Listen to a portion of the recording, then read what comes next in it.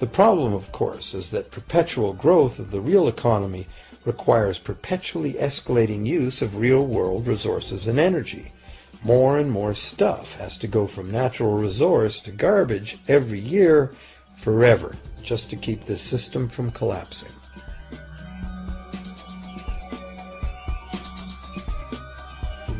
What can we do about this downright scary situation? For one thing, we need a very different concept of money. It's time more people asked themselves and their governments 4 simple questions. Around the world, governments borrow money at interest from private banks. Government debt is a major component of total debt, and servicing that debt takes a big chunk of our taxes. Now we know that banks simply create the money they lend, and that governments have given them permission to do this. So the first question is, why do governments choose to borrow money from private banks at interest when government could create all the interest-free money it needs itself? And the second big question is, why create money as debt at all? Why not create money that circulates permanently and doesn't have to be perpetually reborrowed at interest in order to exist? The third question, how can a money system that can only function with perpetually accelerating growth be used to build a sustainable economy? Isn't it logical that perpetually accelerating growth and sustainability are incompatible? And finally, what is it about our current system that makes it totally dependent on perpetual growth? What needs to be changed to allow the creation of a sustainable economy?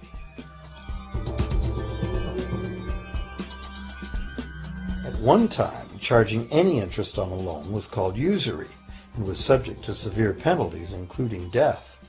Every major religion forbade usury. Most of the arguments made against the practice were moral. It was held that money's only legitimate purpose was to facilitate the exchange of real goods and services. Any form of making money from simply having money was regarded as the act of a parasite or of a thief. However, as the credit needs of commerce increased, the moral arguments eventually gave way to the argument that lending involves risk and loss of opportunity to the lender, and therefore attempting to make a profit from lending is justified. Today, these notions seem quaint. Today, the idea of making money from money is held as an ideal to strive for. Why work when you can get your money to work for you? However, in trying to envision a sustainable future, it's very clear that the charging of interest is both a moral and a practical problem. Imagine a society and economy that can endure for centuries because, instead of plundering its capital stores of energy, it restricts itself to present-day income. No more wood is harvested than grows in the same period. All energy is renewable, solar, gravitational, geothermal, magnetic, and whatever else we discover.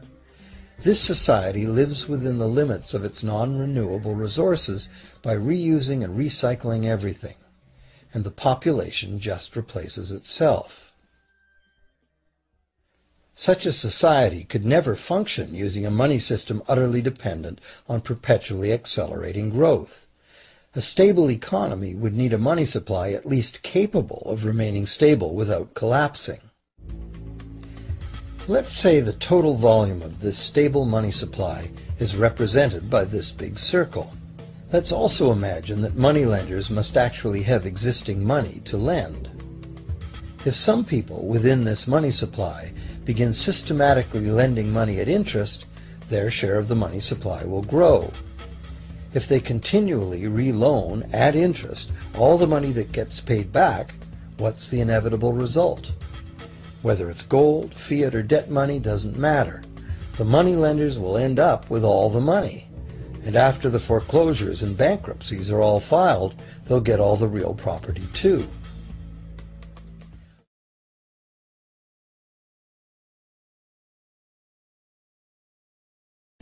Only if the proceeds of lending at interest were evenly distributed among the population would this central problem be solved. Heavy taxation of bank profits might accomplish this goal, But then why would banks want to be in business? If we were ever able to free ourselves of the current situation, we could imagine banking run as a non-profit service to society, dispersing its interest earnings as a universal citizen dividend, or lending without charging interest at all.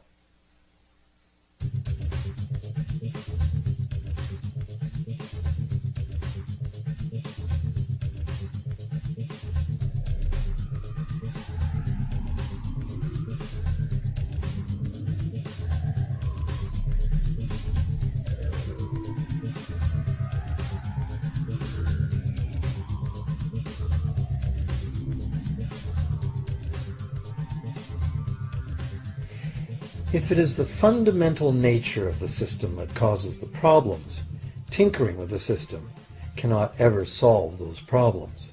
The system itself must be replaced. Many monetary critics call for a return to gold-based money, claiming that gold has a long history of reliability. They ignore the many scams that can be played with gold, shaving coins, debasing the metal, cornering the market, all of which were abundantly practiced in ancient Rome and contributed to its fall. Some advocate silver, it being more abundant than gold and therefore more difficult to corner. Many question the need to bring back precious metals at all. No one wants to go back to carrying heavy sacks of coins to go shopping. It's a certainty that paper, digital, plastic, or more likely biometric ID money would be the real medium of trade, with the same potential for creating unlimited debt money we have now. Beyond that, if gold again became the sole legal basis of money, those who have no gold would suddenly have no money. Other monetary reform advocates have concluded that greed and dishonesty are the main problems, and that there may be better ways to create an honest and equitable money system than returning to silver or gold. Inventive minds have proposed a variety of alternate ways to create money. Many private barter systems create money as debt, much as banks do, but it is done openly and without charging interest. An example is a barter system in which debt is expressed as pledges of hours of work, all work being valued equally at a dollar figure that then allows hours to be equated with the dollar price of goods. This kind of money system can be set up by anyone who can devise a way to do the accounting and find willing and trustworthy participants. Setting up a local barter money system, even if it were little used now, would be prudent emergency planning for any community. Monetary reform, like electoral reform, is a big topic, and one that requires a willingness to change and to think outside the box. Monetary reform, again, like electoral reform, will not come easily, because the enormously powerful interests that benefit from the existing system will do their utmost to maintain their advantage. Now that we've seen that money is just an idea, and that in reality money can be whatever we make it, here's one very simple alternative monetary concept to consider. This model is based on systems that have worked in the past, in England and America, systems that were undermined and destroyed by the goldsmith bankers and their fractional reserve system.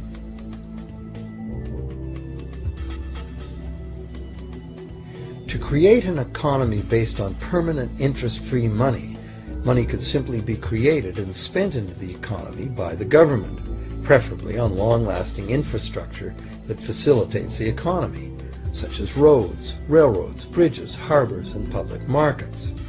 This money would not be created as debt, it would be created as value, that value being in the form of whatever it was spent on. If this new money facilitated a proportional increase in trade requiring its use, it would cause no inflation